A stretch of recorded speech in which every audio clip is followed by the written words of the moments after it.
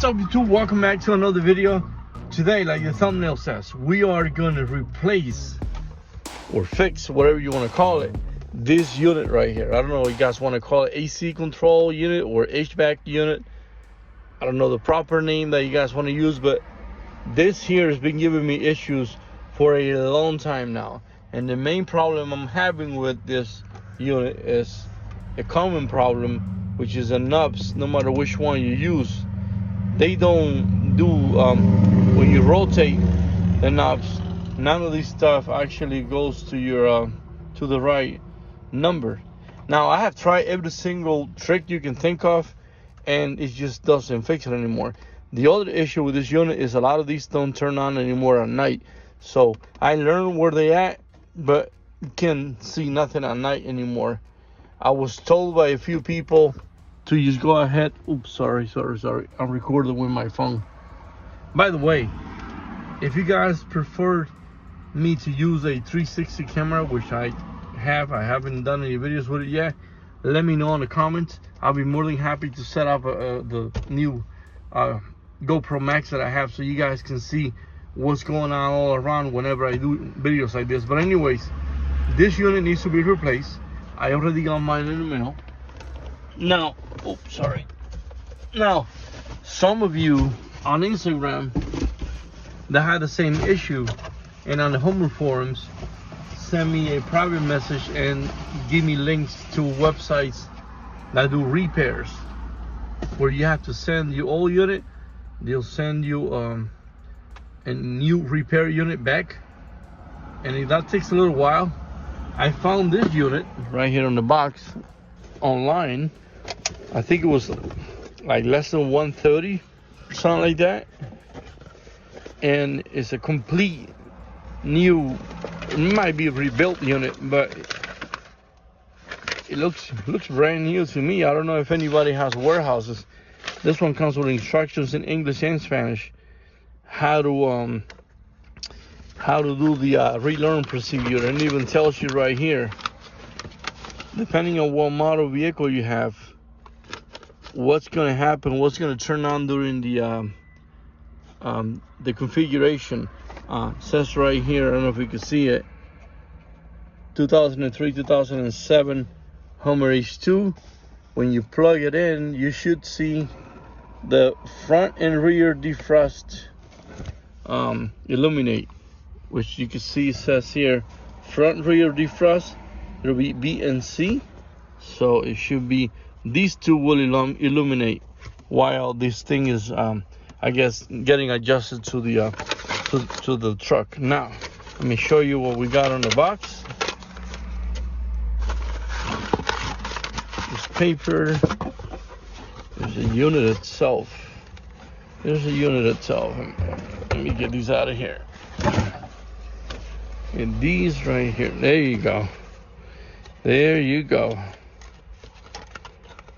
This is a dormant unit. Look at that. Bam. Oh boy,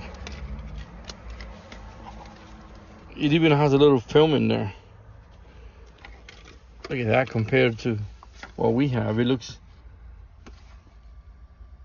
some of these are still, like the face still in good shape. Like mine is not faded out or anything, but it's just the LEDs don't work anymore. So let me go ahead and show you what we need to get out of here to replace this. There's a piece of tape right here, I guess you gotta take off. All right, so here's what we need to do to get that piece out of there. If you are not like me, that's always fiddling with the radio or something, you're gonna have your two screws right here. One more thing that you're gonna have is another screw that holds this unit from underneath all of this. To get to that screw, you need to pry all these on the sides right here. This will come off. Before you do the prying, please remember, right on the back right here, I'm gonna show you, there's a little hex screw that's right there that you need to remove.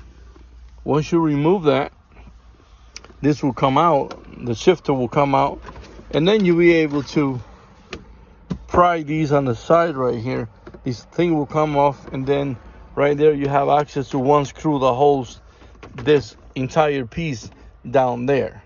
Now after you remove that, after you remove these two, all you got to do basically is hold on both sides to wiggle it and pull out, because it has little tabs on both sides. Now mine, whoever had it before me, removed that little piece that where the screw that's down here holds it. They actually cut it off. So in my case, all I have to do is get these two screws out and pull these forward. Now when you pull forward, remember this is still holding it, so it's gonna tip this way. Don't go crazy on it, because you can break some of the clips, and as you all know, everything for the H2 is expensive. I think I can manage to do it with one hand because mine is already loose. So we'll see. Let's see what we got here. If I can pull from back here, maybe. There you go. See? Oh, this is not sticking anymore. There you go. See? It comes forward, and now all you're gonna have to do is remove the back connections of all these guys right here. There's 3 of them. 1, 2, and 3. You gotta get your fingers in there. It's kind of tricky to do this. Once you remove the connections behind this whole piece should slide out. Remember, the only reason why I'm doing it so easy is because mine is missing a piece. I'll show you when I get it out. If it wasn't because of that, you're still gonna have to do what I just told you. Get the shifter out, get this whole section out, get to that screw underneath right there, unscrew it, and then you'll be able to take this whole piece out. So give me 1 second. I want to unplug the cables behind all the chargers, and I'll be right back. All right, so good thing is I just find out that I didn't need to take this whole piece out. I was able to unhook the entire unit, as you can see here, just with the little space that I had. Now, whenever you take this panel off, completely off, you're gonna be left with the unit hooked in there, or you know, assembled in there. Yeah, 2 screws I need to take out. One right here where my finger is at. Let me see. Let me put the camera in the right. It's gonna be right one on this side of the unit. I can't see it. You see it right there. You see, 1 screw right there, 1 screw on the other side of the unit. It's just gonna be on this hole that you see right here. See that? See the hole? You're gonna see 1 there, 1 on the other side, and there's also clips on top.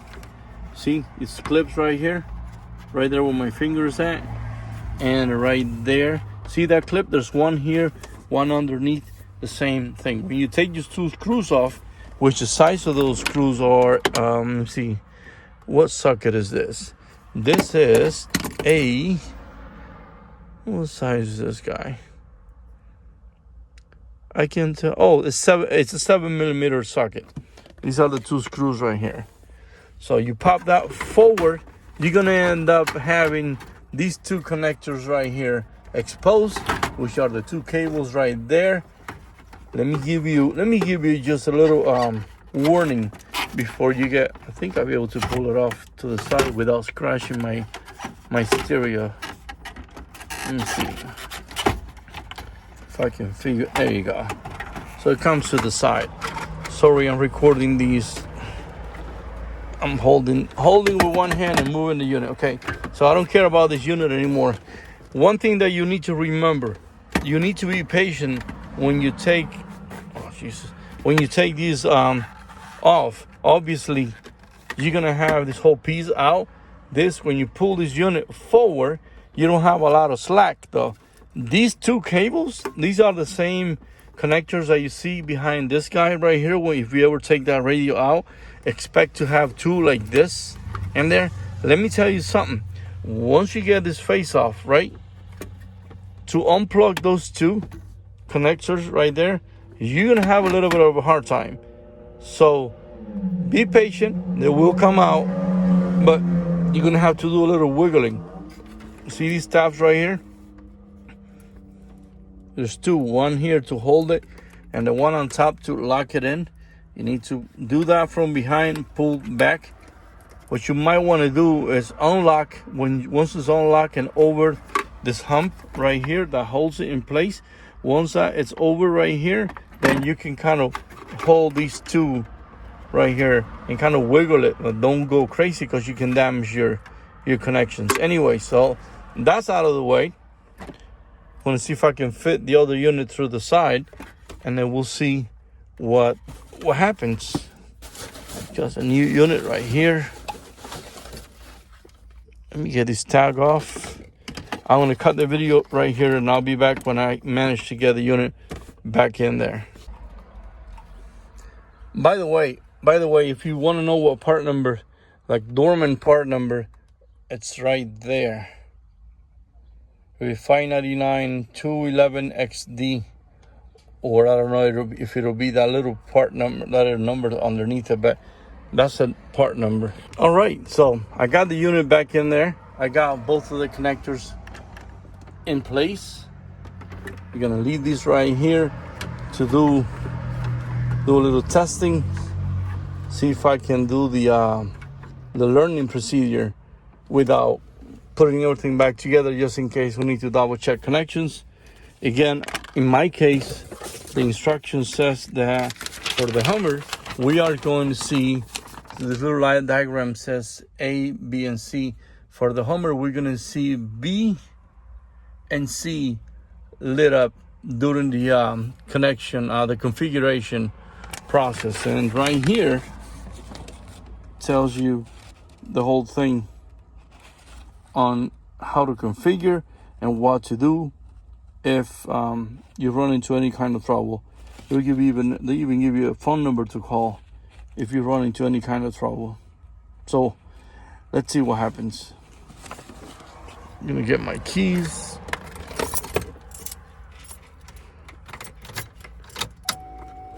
There we go. There you go. That's it. B and C. B and C.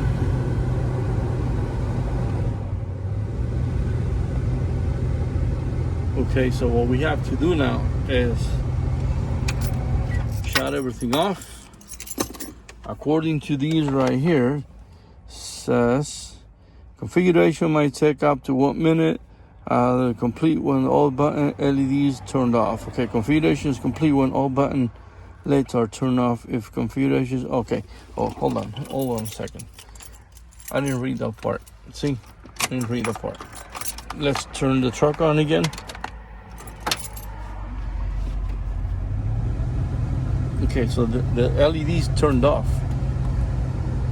I guess maybe it's all complete. We'll see. Let's try this out. Ha ha. Look at that. Okay. This button on, these on, AC. Let me see. Look at that. Everything works now. Woo. I'm sorry. You're not seeing it. But look, see? Everything works now. Let's see if I turn the truck on. Don't want to have that on. Man. It looks nice though. It looks really nice and clean. See, everything works now. If you rotate, it goes on the right. Great. All right, so one thing I noticed, and this happened after I thought I was gonna wrap up the video, is that now that I turn the truck back on, after I install everything back, is the LEDs on this new unit, they're all white. You see them? And everything else on the truck is like amber, like an amber color to it. So I'm gonna have to now, I think, I don't know what you guys think, but I think I'm gonna have to go around the truck now and see if I can replace all the LEDs though. Because I believe if I maybe, only maybe, if I get these units, these control units from the same place I got them, I don't know if all the doorman parts, new parts, got the white LEDs. I might just go ahead all around the truck and replace everything. because this looks newer compared to everything else though. Everything else, well, you all know if you have an H2, it looks kind of yellow greenish from the factory. Even I don't think you can see this is the light on the video turned on, but that's what the new unit looks like right now. Man, it is so refreshing to have a working AC control panel.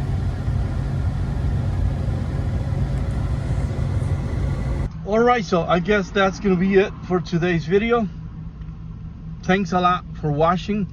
There's a video that I started putting together yesterday. By the way, if you've been following my videos, you know that this window that you can see is already up was down because the regulator got messed up.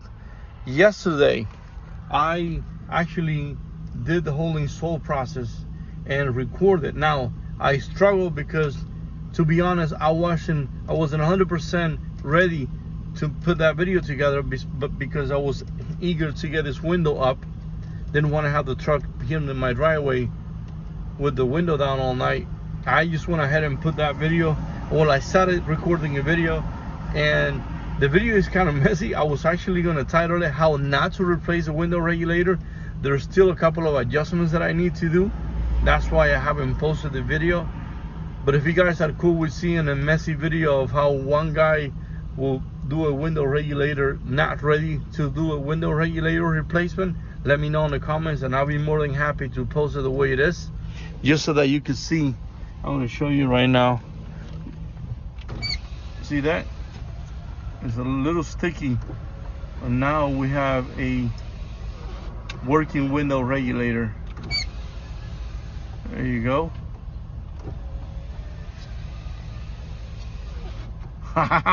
Okay, now stay tuned for that video. I'm actually gonna go ahead and post it the way it is. I'm gonna edit it and post it in the next couple of days. Thanks a lot for watching. Keep an eye out for more videos. Remember, I still gotta do the window regulator for this window right here.